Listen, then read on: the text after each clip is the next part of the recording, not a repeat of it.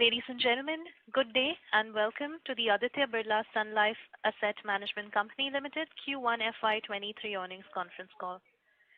We have with us today from the management, Mr. A. Balasubramanian, Managing Director and Chief Executive Officer, Mr. Parag Joglekar, Chief Financial Officer, and Mr. Prakash Bhogle, Head Investor Relations. As a reminder, all participant lines will be in the listen-only mode, and there will be an opportunity for you to ask questions after the management address concludes. Should you need assistance during the conference, please signal an operator by pressing star then 0 on your touchtone telephone. I now hand the conference over to Mr. A. Balasubramanian for his opening remarks. Thank you, and over to you, sir. Yeah. Thank you for the introduction, and good evening to everyone who attended today's investors call. And I'm sure you all would have had an opportunity to go through the earnings presentation, which is available in the stock exchange and also in our website. Let me just give you an overview on the broad economy very briefly and the mutual fund industry in general. Then I'll come to the ABSL AMC performance.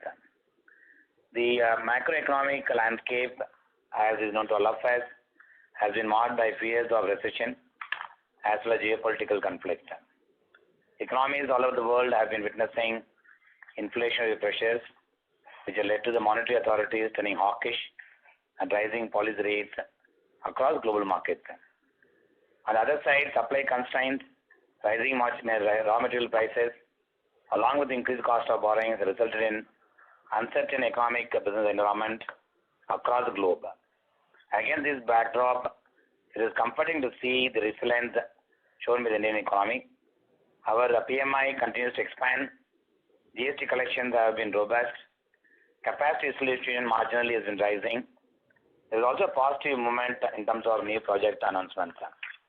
However, the economic uncertainty has been reflected by the volatile market, which is what we have seen in the first quarter of this year. The last few months have been challenging for investors globally, both on the equity and fixed income market.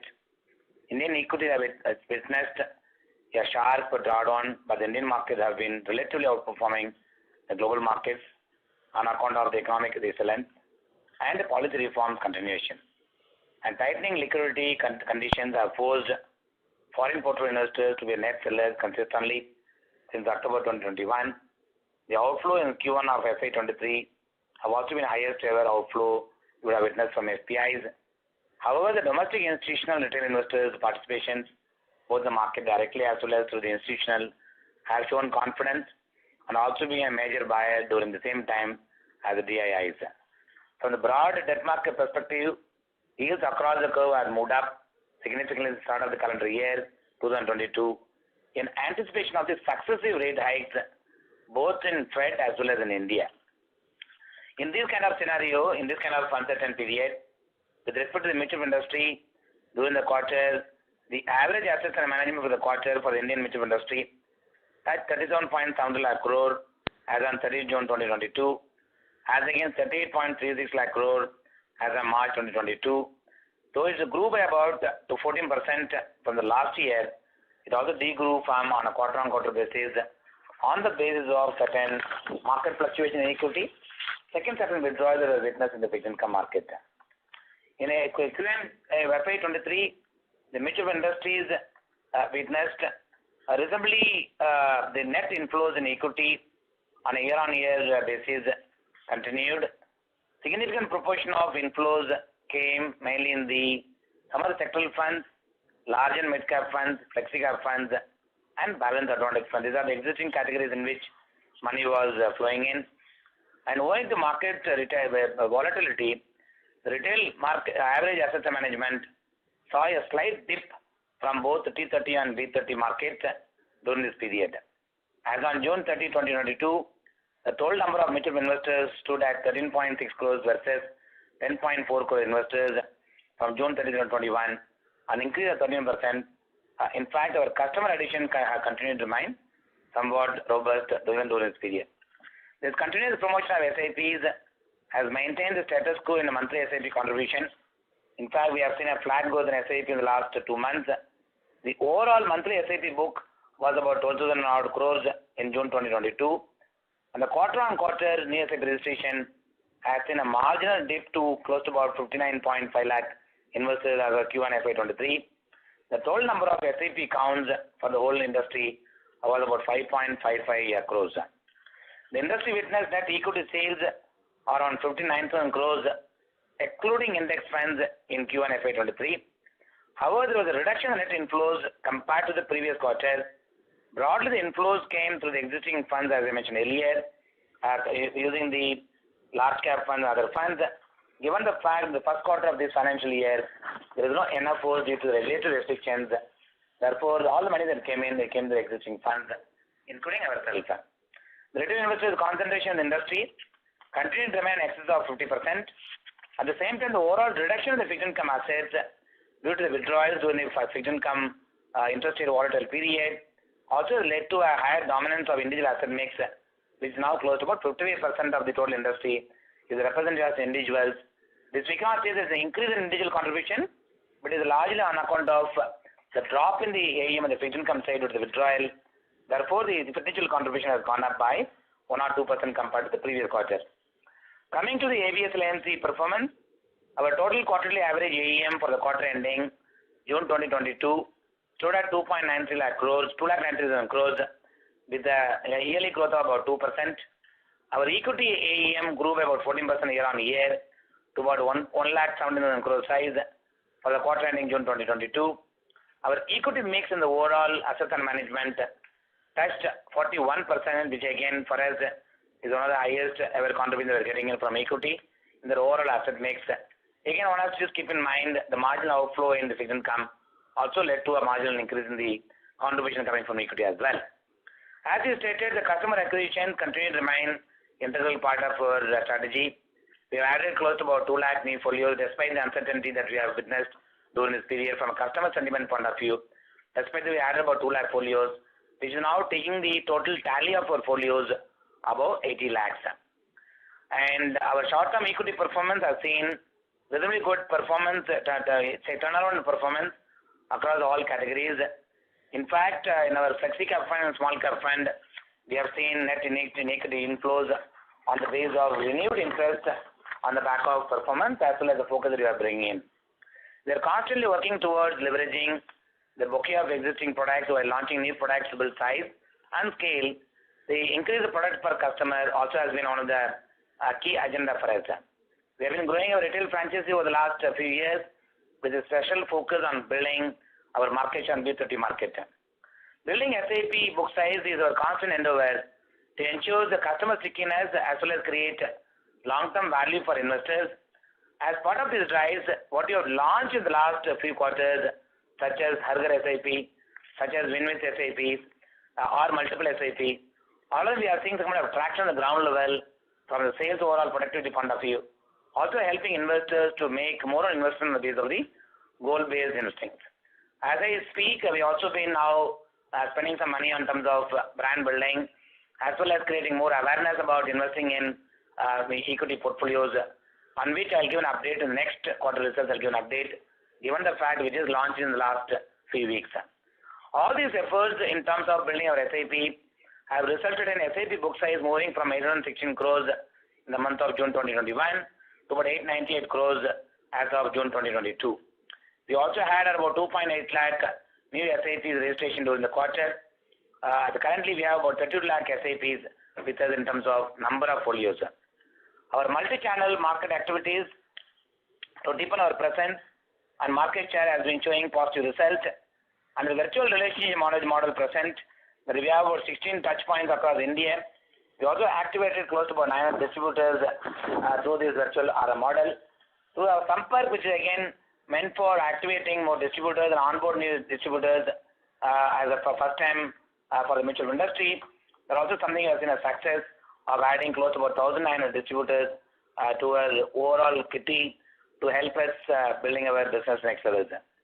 Customer loyalty and deeper engagement and service differentiation remains the cornerstone of our service to sales model that we have built in the last few years in order to increase the mind share of the customers. Currently, we have about 100 dedicated trained professionals to guide investors and service their needs in order to create a good mind recall, which ultimately result in market share improvement. With respect to overall mix between retail and institutional customers, we continue to have 48% of our assets contributed from retail investors as of June 2022. In the same manner, the contribution from B30 cities also have remained at 16%. Our focus remain in building retail both in B30 and T30, which again have been part of the integral part of our overall retail strategy in building our size. In addition to some of the initiatives we are now focusing on executing, we also introduced a theme called Sahayog, an initiative to further the cause of financial inclusion, the last mile person. We've been extending our support to our people, especially for low-income groups, by making them financially aware and setting them on the path of creating value through investment. That's something which is initiated as a new initiative for serving the growing needs of bottom of the pyramid people. And I'll give more update on this as we get more and more robust in terms of offering this product. As it is known on the alternate business, we had created a separate team of people about few quarters back to drive the alternate business as well as the passive segment.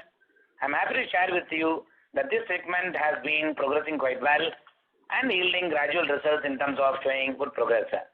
Our passive product offering grew by about 6 times to about 12,695 crores in June 2022.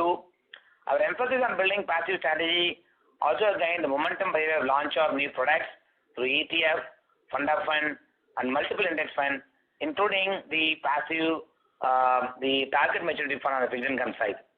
Our existing passive bouquet have grown to 28 schemes, with about 20 plus more schemes getting added in the pipeline in the next few months. And overall customer base in this category also now grown to about 4,20,000, just start about 72,000 to 5 lakh numbers, which is 500,000 customer folios in the passive side. Also something I see as a good progress in terms of building our customer base in the passive side. On the offshore front, as we had an update last time, we had created a separate focus on creating a Greater India ESG engagement fund with the help of global money managers managing this fund. While he has been busy, of course, reaching out to more customers globally, we also received our seed funding from our Sun Life as a partner. They have given us a free seed funding of about $25 million. With this, on the basis of this success, we will take it to the next level of growth on this fund and getting more investors on base.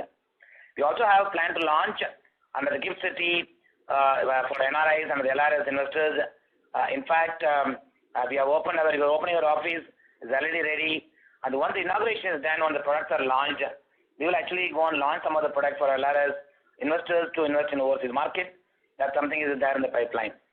On the PMS and AIF front, in order to build our size, we had recently announced appointment of a senior person coming with 25 years of experience to drive the alternate business, who is also now on board.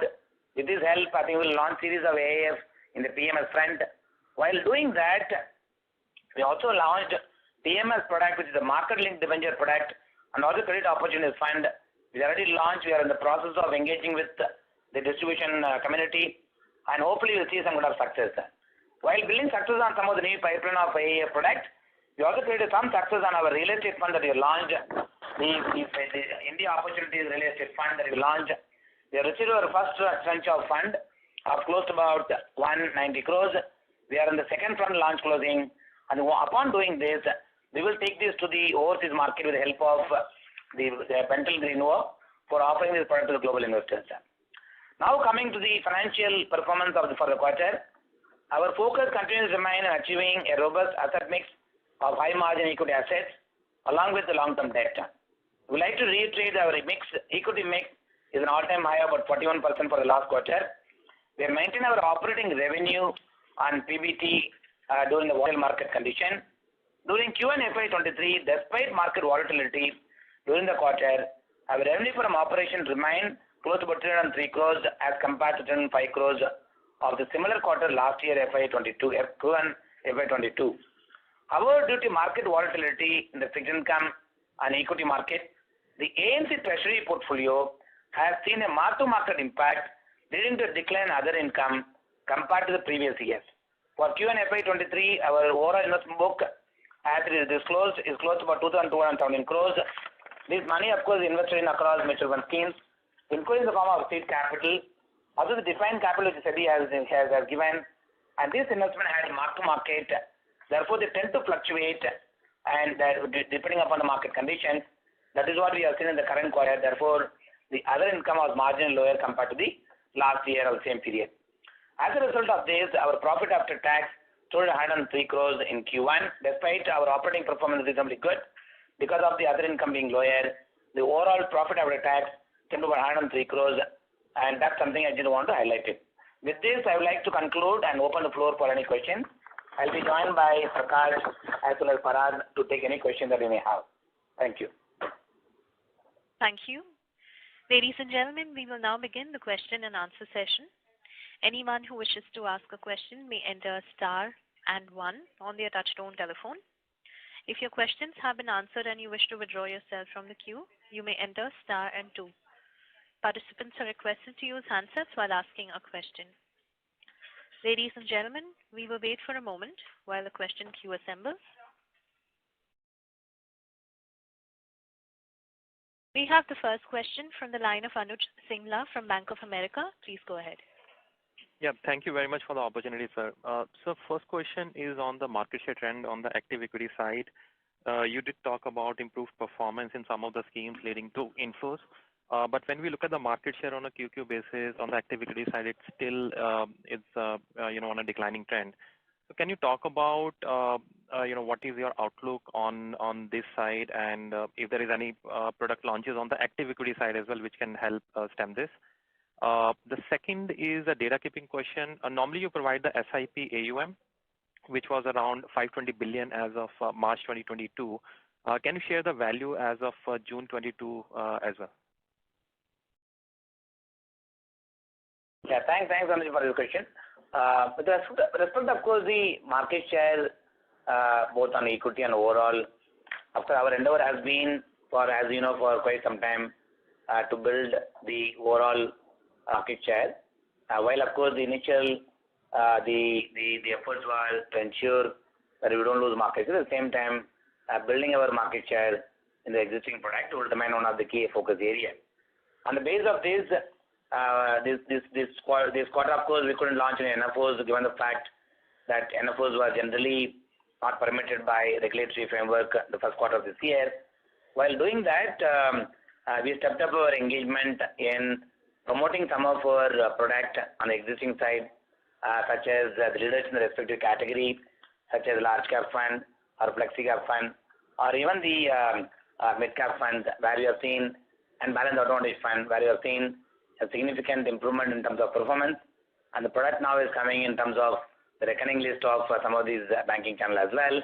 So that's something again we are pushing it. Even the initiative we have taken to promote this as a category to be part of the overall core portfolio of every investor in order to track investments in the existing funds, that's something which we are doing. And that there we have of course a target for our team to drive our existing schemes both in the form of SIP and the lump sums, that we need to actually increase the overall gross volume improvement, therefore leading to a net inflows and also leading to a market share stability and improvement marginally. With respect to the new fund offerings, we have been looking at launching multi-asset fund, and we already filed an offer document with SEBI, and hopefully that should come in very soon. Then once it is done, we will actually launch this fund sometime in the month of either August or September. August will be too early. Sometime in the month of September we'll launch this fund once we get the approval. But otherwise, as I mentioned, it will be a good mix of promoting our existing product and few NFOs. Also, in the overall momentum creation, we see a great opportunity in the fixed income space. We have been quite successful in offering a product in the last 2 quarters, taking advantage of interest rates movement that we have seen. We became the #1 fund other than government mandates that industry has got. In the target maturity fund, you can call it, or you can call it as a rundown kind of fund in the fixed income space. Today we have a leadership position of close to 10,000 crore size. We see a great opportunity to activate both the HNIs and retail and building the fixed income asset class. Therefore, we are launching some of our existing products which are a flagship product in the respective category, such as dynamic bond for a medium-term plan. That's something again we have now put some kind of plan in place in order to drive 2 things. One, increase the participation in the fixed income space from both the HNI and the retail, given the fact rates are attractive. At the same time, encourage people actually to do STP and SIP from these schemes in order to build their equity portfolio from longer term wealth creation point of view. That is the way we have planned, and hopefully we should see some success on this phase, on these initiatives. And Anuj, regarding your second question on the SIP AUM, it's around 46,000 for the June 2022. Okay, I get it. And so lastly, if I may, on the distribution side, obviously distribution commissions last year were not very accretive for the AMCs. Have you seen some normalization happening there? And when you talk about the multi-asset fund awaiting approval, should we be seeing an improvement versus what we saw last year on the distribution side, or the scenario still remains the same? As far as to answer this, yeah. So Anuj, generally for all NFOs, we see a slightly higher brokerage in the first year.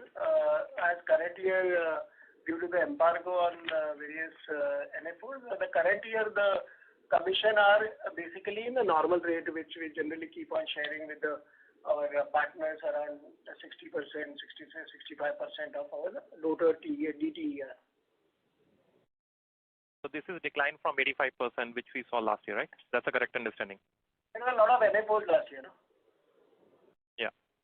Okay. Yeah, NFOs are slightly higher cost. Yeah. Okay. Okay. Got it. Thank you very much. Thank you. We have the next question from the line of Pranav Tendulkar from Rare Enterprises. Please go ahead. Hi, sir. Thanks a lot. Sir, if I wanted to calculate just equity AUM, but active equity AUM, then it is right to subtract there is a slide where you have actually given passive AUM that you have. So it is right to subtract that amount from 1168 billion crores, right? So I think that amount is around 1068 billion. It is active equity. Is that right? No, Pranav. Actually, in that slide, there will be a debt index fund also. So right. It will not be correct to deduct that entire amount. Right. So how to look at this? Like, so I wanted to understand the discretionary equity portfolio. How to calculate that? So for active, you'll have to reduce from the whatever AUM we have, arbitrage and the equity index fund. Right. Perfect. And it not the ETF? ETF is not part of the equity AUM which we have given. Yeah. Okay. Perfect, sir.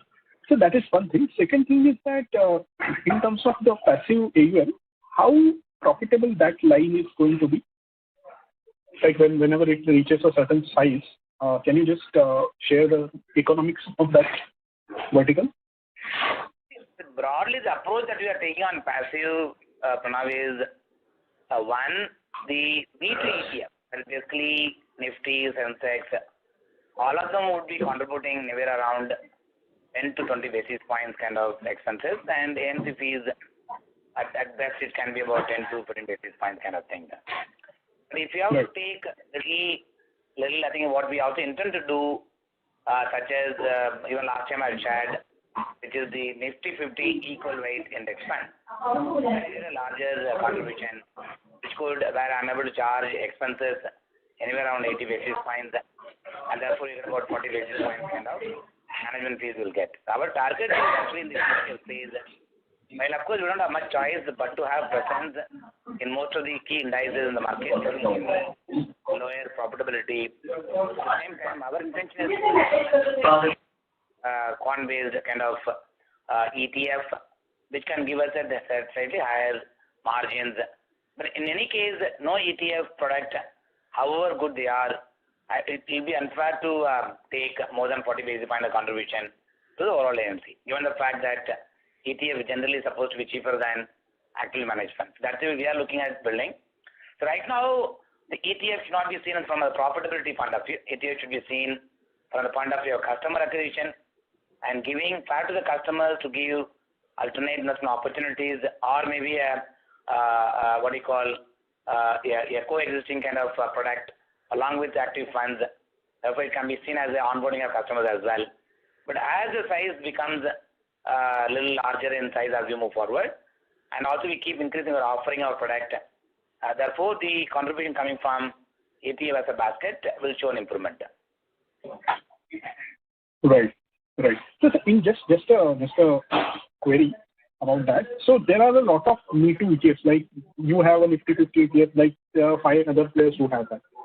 But if you see Western Hemisphere, where US and Europe, the ETFs have actually a large amount of stylized portfolios.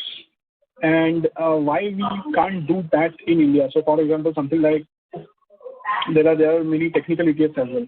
Or there is a style. So, for example, sector-specific ETFs. Why can't we do that? Because not many people are doing that. Rather than having just Me Too ETFs, which is it doesn't matter for which is a treadmill, and everybody has to keep running on it.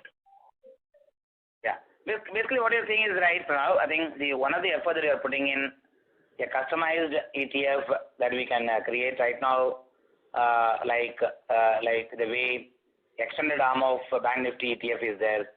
At the same time, the customized index that can be created on the basis of a model, or maybe taking into account the style of investing.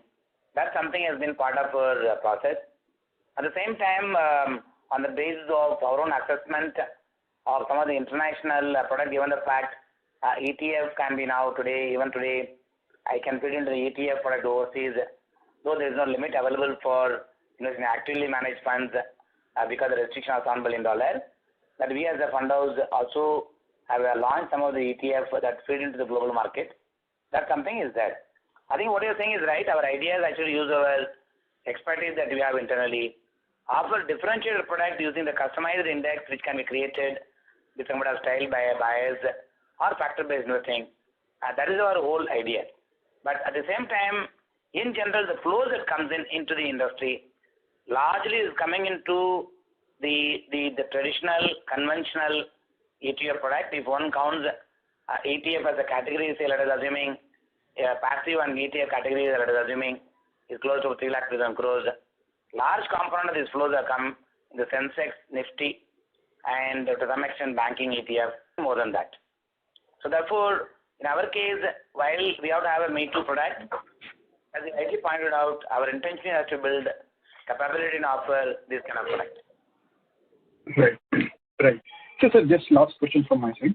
So when we say that your experience, you are focused on consumer experience, will not taking money or will stopping money if you think that there is there can be a once in a year provision in your funds where you can stop taking money if you think that market is extremely overvalued, because that will add ultimately to the consumer experience. So are you thinking from consumer's point of view holistically? Like, can you stop AUM? That will be one of the parts. Then obviously there will be many other factors of consumer experience, and consumer life cycle experience will be improved. So I just wanted to understand how holistically you are thinking about this. Thanks. I think we have done it in the past, Pranav. I think when we saw about 3 years back, the credit opportunity in the industry is not going to be as big as what is being thought about. More than an opportunity, the risk in the system would increase quite significantly. In fact, we stopped taking inflows of high ticket, restricted inflows for investors, we restrict inflows. The same way we have done in the case of equity as well in Birla Dividend Plus in the past. Therefore, it is part of our strategy. Rather than when we feel there is a merit in doing that, even if it means it's going to come at the cost of not able to increase our size, and as long as it's going to benefit investors and give the right messaging, we'll be open, of course, to that. Right. Yeah. Perfect, sir. If that perception gets created, then you will have an edge in distribution channel. Yeah. Perfect, sir. Thanks a lot. If I have any questions, I will come back later. Sure. Thank you. Before we move to the next question, we would like to remind participants to ask a question. You may enter star and 1. We have the next question from the line of Dipanjan Ghosh from Citi. Please go ahead. Hello. Audible? Yes, please go ahead, sir. So just a few questions from my side. The first is, if I just look at your distribution channels and split it between, let's say, banks, MFTs, and national distributors, and more thinking in terms of the equity flows that you're seeing through these channels. If you can give some color on the wallet share that is there across the channels or the contribution from the top 10, 20 players in those channels, how they are staging up and how it has changed, let's say, over the past 1 or 2 years. Second, more on the new fintech channels or the digital channels, if you can give some color on the flows for the industry. Has there been any trend changes, and how is ABSL AMC really positioned in that channel? And third, a data keeping question, if you can give the number of unique investor accounts as of June and how it has changed YOY/QOQ. Sure. Thanks, Dipanjan. As far as the channel concerned, and I'll give you first the overall basis, then I'll give you the broad sense that we have from the distribution channel point of view. See, as it stands today, the case of our overall 31% of our assets coming from on overall basis, including fixed income, coming from MFDs, and roughly 10% is coming from banks, and 15% coming from national distributors, and 44% is coming from channels. Of course, number looks larger because most of the institutional customers come directly. If you have to look at the same number for our equity, 17% comes from direct, and 15% come from IFAs and MFDs, and 18% come from national distributors, and 13% come from the banks. In fact, in the last 1 year, our contribution coming from banking has gone up from 12% to 13%. We have seen improved contribution coming from the banking channel. One, thanks to the NFO that we did last year. And in general, our products are being part of the recommendation list, both on fixed income and equity. Therefore, we started seeing contribution coming from the banking channel as well as national distribution channels. As you know, that the top 5 contributors, the banking channels, I am making an exception of SBI because anyway they don't deal with us. They don't sell any mutual fund other than SBI, therefore I'm not taking them. And the same case with the ICICI, does not sell in retail other than their own fund. If you were to knock off these two from the top, then it rest with HDFC Bank and Axis Bank and the foreign banks. These are the names which comes in. In fact, we generally have anywhere between 9 to 10% from banks like HDFC Bank, and Axis would be somewhere around 5.5%. That is a broad range in which we get. But otherwise, leave aside these two, some of the other foreign banks, we would have anywhere between 10 to 11% kind of market share. Of course, as we go down, the size also will be lower, though we will have a higher market share. So that's the broad trend that we have. In fact, the trend has been a little better compared to what we have seen in 2021. With respect to national distributors, we have seen improved contribution coming from the largest national distributors in the country, which is NJ as well as Prudent. We have seen increased contribution both in SIPs as well as in in equity AUM. These are the two, and rest of the places we have been maintaining somewhere around 8 to 9% kind of market share. So that's a broad trend. With respect to the number of unique investors, I'll just give you the number exact. 52.5 lakh unique customers, and this number compared to the last year would have gone up marginally. I think it was about 51, if I'm not wrong. 47. 47, it has gone to about 52.5 as a unique customer base. Sure. So just one follow-up on your first answer, and thanks for the detailed clarification. So this wallet shares that you mentioned are on outstanding AUM basis or on flow basis? This is on both. Okay. And this will only be for the equity portion, right? Or this is like for the overall business? Generally, I give it to the equity only. But if you have to add fixed income, a little bit higher in channels who sell fixed income, because not all distribution sells fixed income quite aggressively. Given the fact last 2 years there was not much of opportunities. But however, some of our products which are part of the recommendation list, let us say I'm taking the HDFC Bank is the largest distributor in the country as an example. 3 of our products is a part of the list. And we get almost about 14% contribution from there. If you have to look at only the fixed income. In fixed income, my contribution will be a little higher, given the fact that the products that we offer have got a longer term standing in terms of acceptance, and in general, the fixed income contribution from these channels would be at least 3-4% higher than the equity, except the volume of the fixed income will be lower than equity, as the distribution houses focus more on equity rather than debt. Sure. So just if I can, just kind of close the loop based on whatever you mentioned, it looks like across the top banking partners, across the top national distributors, your market share on the flow side, seems to be definitely higher than your outstanding market share on the equity business today.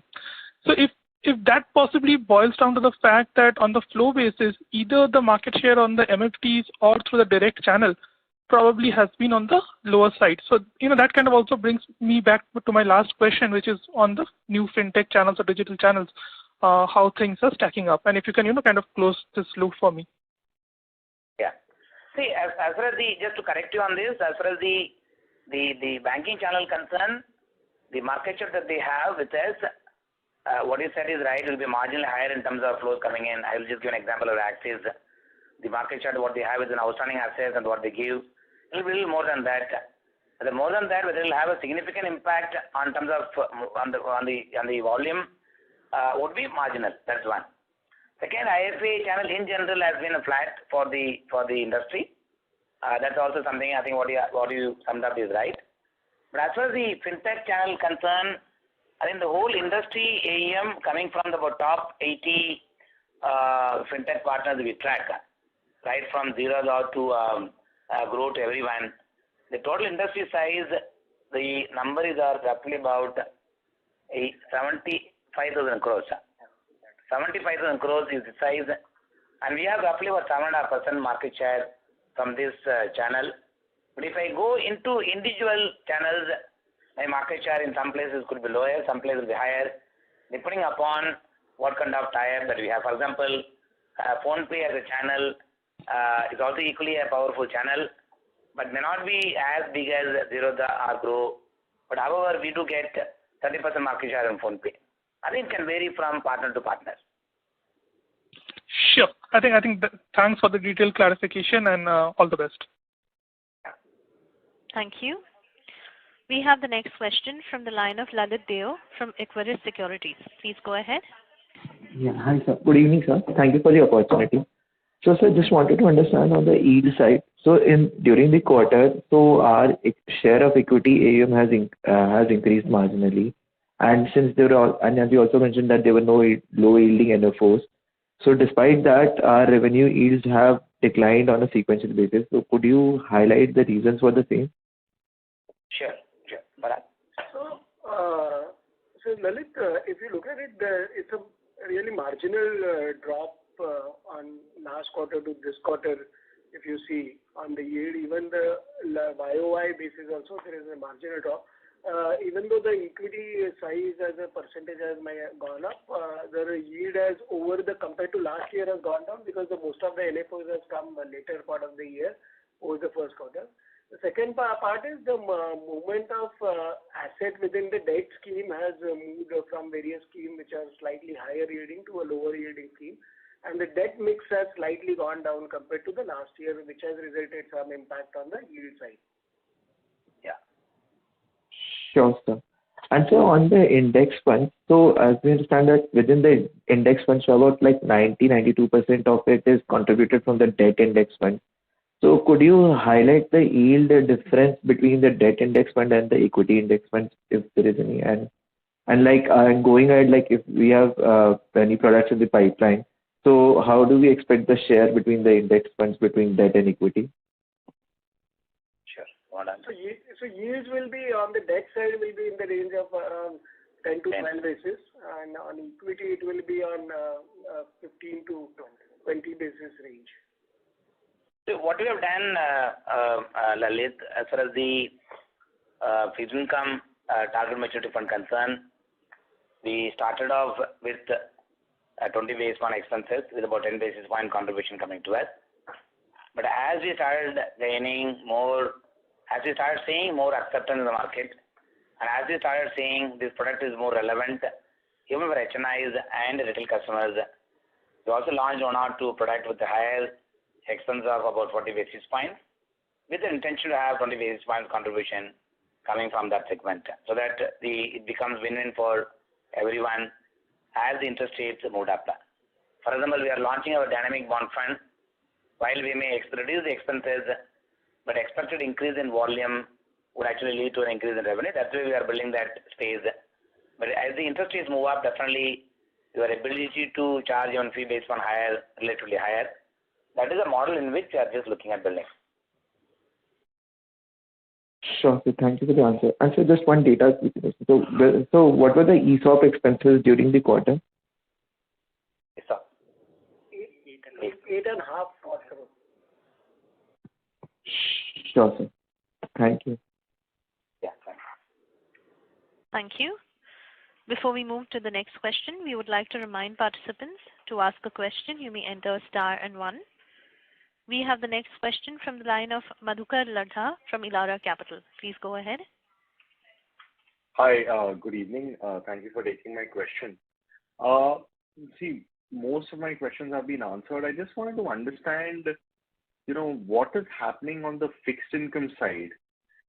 We are seeing a consistent drop in market share, even there. And the other thing, this monthly SIP book that we get from the industry, this I believe is the gross number. I want to understand from you what is the real net inflow that we are seeing, and what have been the trends on this? Yeah. Yeah. So with respect to your first question on the fixed income, the first quarter was pretty volatile from the fixed income point of view. In general, we saw a behavior from institutional customers to redeem from mutual funds and either go for fixed coupon bonds or fixed deposits or repay loan or move into the target maturity fund. That's where we have seen. Therefore, some bit of we normally enjoy high market share in the fixed income space from institutional customers, and due to that withdrawal in the volatile period, we have seen a marginal dip. We still have about 10.9% market share, which is still pretty decent market share that we have. But having said that, there is not something which generally is a worrying factor. We as a fund house, we do have reasonably good confidence and engagement with customers in order to get that our due market share, which we historically have maintained. But having again said that, this space also the competitive landscape, some of them didn't have much presence in this space, but they also deserve to get some kind of contribution coming from the customers, also gaining some strength in this space. That's one. So as far as therefore that something was the phenomena that we have witnessed in the first quarter. But this is something I think once we launch some of our open and debt fund from HNI's point of view, we will see incremental additions coming from retail as well in the space there. And your second question on the SIP, last Prakash to give an answer. But this second question on the SIP, the amount is the same. That's the inflow what we receive from the SIP book size. So that is 9 billion, right? That is your. But is the industry number gross or net? Industry numbers are the same. These are the comparable numbers with the industry. These are okay. Yeah. Understood. So, got it. Thanks. Thank you for the answer. Yeah. Thank you. We have the next question from the line of Jignesh Shial from InCred Capital. Please go ahead. Yeah, hi. Thanks for the opportunity. Am I audible? Yes, please go ahead. Yeah, good. So most of the questions have been answered. Just more like understanding it. We are seeing a bit of a dip from our contribution from B30 cities. Forgive me if I missed it earlier, but any specific reason for it that there is a bit of a dip that we are witnessing this time? Yeah, I think B30 is good now, yeah. See, B30 AUM, I think for us actually it's getting stagnated. It's not dipping as I would say it's about 14.9, some other numbers. We are stuck at about 16%. And I think the reason is a lot of this NFO that we did last year, if you recall, most of the equity money that came in last year through NFOs for the industry largely has come from equity, and fixed income contribution generally has been very, very negligible. Therefore, that has resulted in B30 AUM remaining somewhat stagnant for some of the incumbent players. At the same time, those who had these NFO launches, they would have had incremental contribution coming from the B30 market. That's one. Second is one fact remains, which anyway the access, as I mentioned, even the distribution update and I gave, I knocked off SBI from my consideration. But if you have to look at their own the presence in B30 market, it is much higher than what the competition is doing. Therefore, to the extent we can see the number is getting stagnated. Otherwise, if I knock off that, then naturally our number look a little better. Of course, I can't knock it off. At the end of the day, they are part of the industry itself. So are we facing competition even in B30, or I mean even ex-SBI is competition getting little tougher because most of the AMCs right now is focusing on deepening the penetration and all. Or I agree that more or less it is coming on equity and not on debt. But are we facing a competition getting built up already, or do you think there is enough scope still left for everybody to grow in this particular space?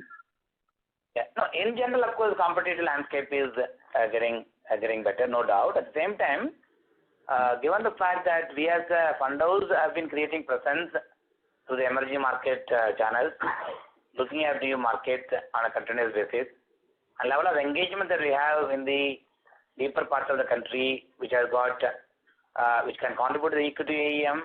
At the same time, the persistence of these assets could be longer. That's something as a fund house we have been quite successful in building this market. Despite the competitive landscape is changing, I think we will remain extremely committed to build this business. That's something I'm not worried about that. Oh, understood. My second question had been that we had been doing pretty good on the direct side. Even now, roughly around sourcing comes out roughly 42% if I see it up now.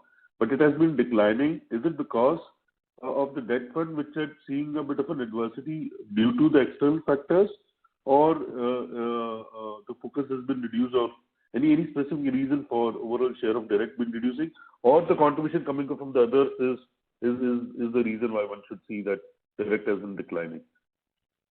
I think largely due to the debt. I think you rightly pointed out, largely to the debt. So of course, if I think my present number 13.5 lakh crore for the industry is dropped to about 37.2 or 37.3. That is largely on account of fixed income outflow. We did also seen about 29 outflow, about 16,000 crores. As that actually tilted the direct exposure to some extent. Understood. And lastly, just third question from my side, not specific for Birla, but being a veteran in the industry, just getting a sense over here.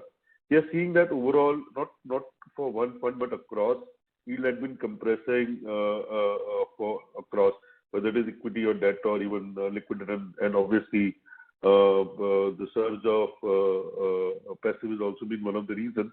But now with yields remaining stagnant for more or less at the lower end right now, and limited scope for further consolidation or further cut on the OPEX side, do you think we are almost going to see the similar kind of pattern for for the AMC in general, for at least a couple of years, till the time we don't see the competition, allowing the yields to move up? The overall sense I wanted from your side, not commenting specific on ABSL as such, but what's your view that how we can see that the profitability will be improving, the PAT yields would be improving from here on for the industry in general? Just if you can give some sense over it. I will only put it in a simple manner on this. I think last few years, if you see, the industry has seen declining margins, declining expense ratio, which is linked to the size as well. At the same time, in general, the profitability has been improving because of volume improvement. I think industry dynamics will continue to remain the same way even going forward. The scale players like us have a large profit pool is coming because of efficiency, as well as the cost benefit one will get on the basis of increased volume. That continues to remain a big part of the strategy. Well, of course, even the new fund offering will come from smaller size funds. And as the size becomes larger for everybody, I think everyone will go through the same situations when it comes to the question of reduction of the margin and so on and so forth. But my own belief is, from a bigger perspective, I think we are more or less getting consolidated. Therefore, there should not be any significant pressure getting accrued to the industry, except the differential advantage one will have between the smaller size funds versus bigger size funds. That advantage will remain. That's created by the regulatory environment. Is not created by the competitive landscape. Okay. Thanks for this, sir, and all the best. Yeah. Thanks, Dinesh. Thank you. We have the next question from the line of Prayesh Jain from Motilal Oswal. Please go ahead. Yeah. Hi, good evening, everyone. So firstly, recently in the last few months, the incremental SIP accounts have kind of slowed down. Any thoughts as to is this a structural slowdown or is just linked to the markets, or what's the factors that are impacting this? Now, which slowdown you are saying, Prayesh? Hello? Which slowdown? Which one you are referring to? Slowdown? Incremental SIP accounts. That was opening of incremental SIP accounts. Yeah. Yes. No, basically that's it's a function of market and function of how the past return generally works. I think even for the industry as well as for us, now having reached certain size and last quarter we saw a marginal dip in SIPs. Sometimes what happens is during the volatile market period, generally there is a tendency for people to stop the SIPs, and that's something historically we have seen. Again, they come back. While we see marginal dip, I think we as a fund house, having now built SIP to close to about 900 crores, now getting stabilized. From last year it was 816 crores in the same quarter. Today has been stabilized at 900 crores. In fact, we have been aiming this number, how it can actually cross the 4-digit number, and for which what we need to be done. That something remains. Given the fact that SIP way of investing now is becoming, we are investing in mutual fund, most of the investors, and that's why I think we as a fund house also doing it. So the marginal dip in terms of what you're saying, for even industry also seen a marginal dip. That's something I've always seen historically linked to the market volatility. At the same time, there is a higher acceptance for SIP investing by the investors. Therefore, that's something I do not think as a trend reversal. It's more of temporary. Okay. Got that. And secondly, sir, on the overall expenses for Aditya Birla AMC, is there any levers to cut absolute costs where, you have been talking about scale benefits, but is there a scope to cut costs anywhere which can help improve the profitability or, the PAT margins? Because it seems to be, would continue to decline at least in the near term. So what is any cost that can be controlled or can be reduced in absolute terms? So Prayesh, on the cost, as you know, we have currently some hit on ESOP, which we keep on getting every year. As it is a dropping trend of 40, 30, 20, 10 over the 4 years, that cost will keep on going down over the period, and after 4 years that cost will go away unless we issue some new ESOPs to employees. So that is one cost. Plus wherever we are, we have been experimenting on a lot of digital way of engaging with people. So once that gets stabilized over the period, that may also look at some cost benefit we may get it. And and on one ABC, as we mentioned, on the consolidation of branches we are doing at ABC level will help us to save cost that is a smaller space compared to the current branches we are holding. So those are the areas currently we can see that there may be some cost reduction over the period, but it may not be very significant from on the overall cost basis. But those kind of small things which we will keep on doing and trying to explore. Okay. And last question is on the other income. Over the last couple of quarters when the yields were rising, we have seen your other income kind of relatively stable, but in Q4 and in Q1 we've seen a negative other income. So what changed in the quarter that caused such a sharp reversal in the other income, and what kind of trajectory should we see out there? So on other income side, generally we were investing most of the funds in the debt portfolio, but post the regulatory changes of the scheme in the game, we have started investing in the equity schemes of our fund. And currently in the market, as the equity has declined in the last quarter, we have seen a hit on that side. Plus on the debt long duration fund or the target maturity fund, where we have invested our funds to get a higher returns over a longer duration period because the investment horizon is much longer. We have seen a dip because the interest rate has gone up. So that has created some negative impact on the overall other income for the company.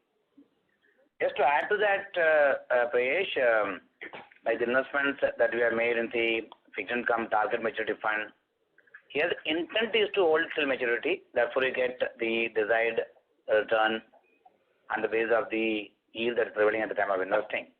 While that's the intent, but unfortunately we have to mark to market during the interim period. So that's one which had an impact on this quarter. As Parag mentioned, in addition to regulatory-led limit investment that we have to make, we also have been, of course, seed some of the funds in building our ETF and passive innovation that we are doing in the product. So we do, of course, seed the funds and to the extent of, say, 25 crores or 30 crores or 50 crores kind of seed fund that we do. But also sometimes go through this kind of volatility, which again, I would say is more of quarter-on-quarter kind of thing, but I don't think there any other thing that don't you worry about it. All right. Thank you so much, sir. Yeah. Thank you. We have the next question from the line of Bhuvnesh Garg from Investec Capital. Please go ahead. Yeah. Hi, sir. Thank you for the opportunity. I have two questions. Sir, firstly, just want to know your thoughts from competition from smart beta platforms like of small cap, and even broking companies are launching their own funds, and then some distributors are launching their own funds. So how do you see competition coming from that side, and what your company is doing to mitigate that competition? And secondly, I just want to understand the revenue from ETF funds. For example, that how would that revenue will grow? For example, for a normal fund, the revenue will grow as the fund size grows. But how does in case of ETF your revenue will grow with the increase in fund size? Just these two questions. See, as far as the fintech platform concerned, because we are not in that space, actually from the competition point of view. At the same time, we do evaluate options that we have in front of us in doing a proper tie-up with a small case in offering the back-end solution as well as ETF kind of product that we can do jointly. That's something we keep evaluating. Therefore, any broking platform provides a portfolio using some of these platforms. I think we do evaluate such platform from the point of view of offering ETF product. All the fintech platform, that is where we want to use it. Second, we also want to use the broking platform to promote our ETF from the point of view of giving to the customers, either from trading point of view or from investment point of view. That's something has been part of our agenda to evaluate and make it quite agile and dynamic when it comes to the question of selection of product from an investor's portfolio point of view. This is two areas I see it. I don't see it as a competition, but definitely is one of the areas where we can look at some association with some of these platforms for us to build size. In fact, we do have tie with say Paytm, Kuvera, ET Money for the purpose of building customer acquisition in this model. When it comes to the question of ETF, I think the contribution is something I would assume one has to start counting from a contribution angle after say 1.5 years, given the fact that initial push would be more to create your presence visible, and at the same time it's made available in the platform for people to buy. Therefore, we actually made some investment assumptions rather in the form of expenses to ensure that ETF gains some kind of traction. So that's the way we are building it. Therefore, the real contribution coming from the segment as it stands, as I explained to you before, on the index funds, on the debt index fund, we started off with low expenses, increased expenses as the size started getting accepted, as the size started coming in, started getting acceptance from the investors, from even HNIs. We felt that maybe margins can improve. So that is a model in which we'll build as far as the passive concerns. Sure. Thank you. Yeah. Mr. Garg, does that answer all your questions? Yes, ma'am. Thank you. We have the next question from the line of Swarnabh Mukherjee from B&K Securities. Please go ahead. Yeah, good evening, sir. Thank you for the opportunity. Most of my questions have been answered. Couple of bookkeeping kind of questions. First of all, the AUM, if you could share, I think you have shared earlier, but I missed that. So if you could share that number at the end of Q1. Second is on the tax rate, how to think about it. It was a tad bit higher this quarter. What would be the reason, and how do we see it going ahead for the rest of the financial year? And thirdly, in terms of other expense, given that this quarter there was no NFO and hence there was less marketing expenditure possibly, and going forward, would variable costs then come back into the cost structure? If you could elaborate on that. Sure. Swarnabha, SIP AUM is 46,000 for the Q1. Okay. Thank you. And on the question which you have asked on the tax side is mainly due to the deferred tax reversal on the impact of the other income on the losses which has happened in the current quarter. We are hopeful that it will come back to the same rate which we have been tracking for last couple of years over the rest of the year. And on the other expenses side, if you look at it compared to last year, it's slightly higher, whereas on quarter it is more or less flattish. Other expenses have mainly gone up due to a lot of activities which have started happening post opening of the economy post COVID, which has increased the traveling expenses, which has increased the event expenses. Plus, we had some events during this quarter on our investment voyage, which we used to do 2 years back before the COVID, which we have done in the current quarter, which has some expenses around that. And there are some impact on this rupee dollar having impact on some of the foreign exchange expenses, which has slight impact on that. So those are the main reason for expenses slightly going up compared to last year. Okay, so you expect that rate to sustain, slightly elevated rate to sustain. Would that be a fair understanding? So this will be more of a BAU, because if you see last couple of quarters, the range is in the similar expense range.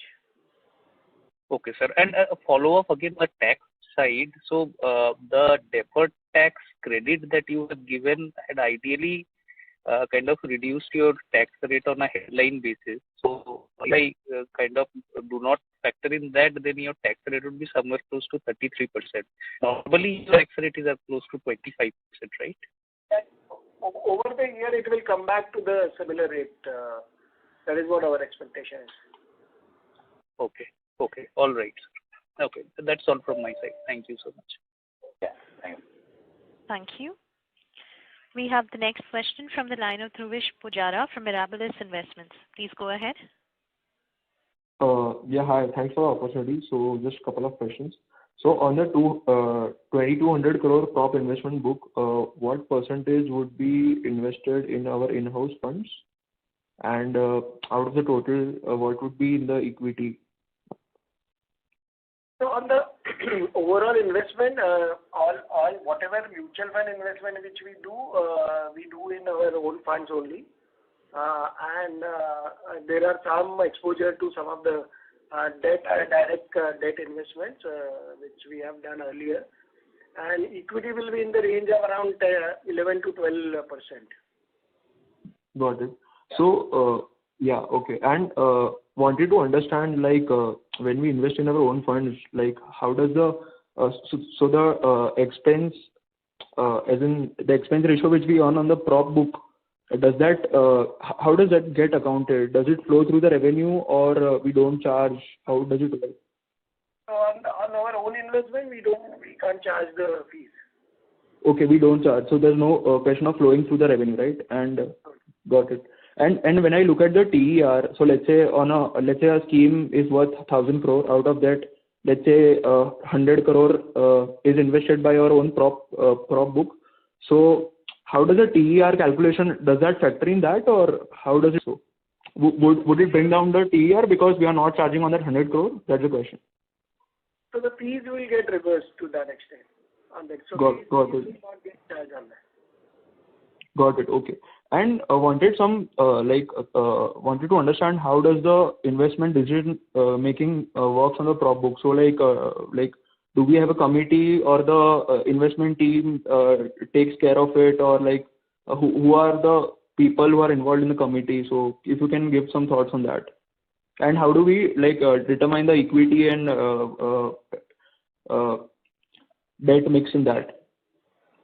Yeah, basically, we have a team of people, internal people, comprising of investments, both in equity and fixed income and asset allocation fund. We do asset allocation fund, which again is purely driven by the committee approach, and where the CFO will also be there.